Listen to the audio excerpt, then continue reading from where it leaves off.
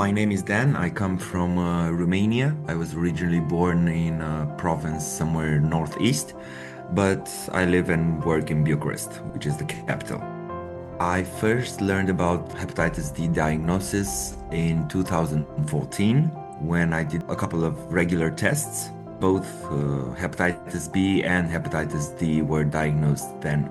11 years now, having this condition, I consider myself one of the lucky ones. I always had the support of my close friends, even colleagues, and of course my family.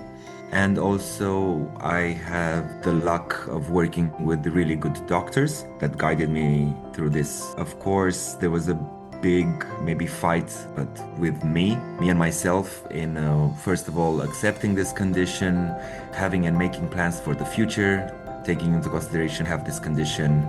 I learned to cope with this diagnosis slowly, baby steps. Of course, the most important was the support from my family and close friends, and that I think was the most important in me, let's say, accepting it, and the reason that made me just fight it, and just try to live the next day and the next month and the next year.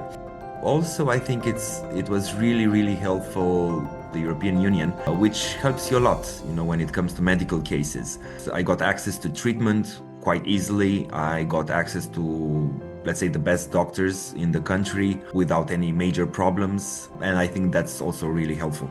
I really want to share my story with others because I didn't get the chance to hear other people's stories back in the days. And I consider is quite helpful for other people around the globe just to know that the world doesn't end. And I really want to share my story because it might be inspiring to others and just maybe it gives them a little bit of hope in fighting this condition. The most important thing is for people to know they have it. So like this, they get professional help. Let's hope for the best in the foreseeable future. We won't be even talking about this disease. And for that to happen, it's really important that people test themselves regularly.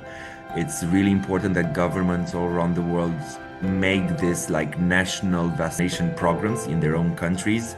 I want others to understand that living with this condition is not a death sentence. Always trust their doctors and trust themselves that they can really go through this. I would also want to say that most probably people listening to my story already have this condition or are in different stages of the disease, and I want you to slowly build up confidence and slowly start saying your own story because it will for sure help others and others and others.